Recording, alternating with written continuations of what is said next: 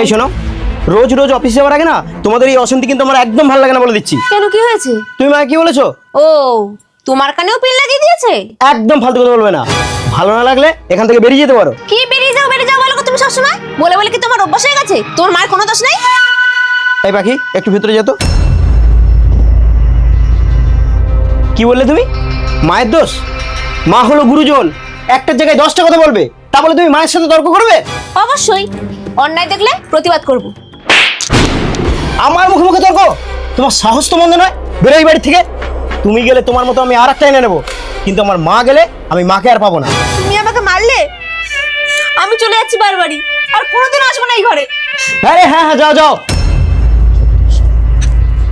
বাবা, মা চলে গেল? হ্যাঁ, তোমার মা চলে গেছে। আচ্ছা বাবা, তুমি তোমার মাকে কি খুব ভালোবাসো? হ্যাঁ, কেন ভালোবাসবো না? আচ্ছা বাবা, তোমার যদি মা না থাকে তুমি আর নতুন মা পাবে না? না রে পাগলি, মা হারালে নতুন করে আর মা পাওয়া যায় না। ও, তা বাবা, আমার মা তো এই বাড়ি ছেড়ে চলে গেল, আমি আর মা পাবো না? না না মা, কে বলেছে তুমি মা পাবে না? আমি আবার একটা বিয়ে করে তোমার জন্য একটা নতুন মা এনে দেবো। তাহলে একটা কাজ করো বাবা, তুমি না তোমার মাকেও তাড়িয়ে দাও। কেন? আমার মাকে তাড়িয়ে দেবো কেন? আরে বাবা, তোমার বাবাকেও একটা বিয়ে দিয়ে দেবো, তাহলে তোমার একটা নতুন মা হয়ে যাবে। বাবা, মা কিন্তু মাই হয়, সৎ মা জীবনে আপন হয় না। বাবা, তোমার মা যেমন তোমার কাছে মূল্যবান, আমার মা তেমন আমার কাছে মূল্যবান। ফিরিয়ে দাও আমার মাকে। আমি চলে এসেছি মা, চল তোকে আমি এইখান থেকে নিয়ে চলে যাব।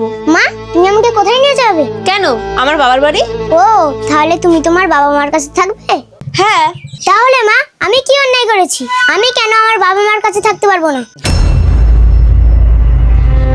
মা, আমাকে তুই ক্ষমা করে দে মা।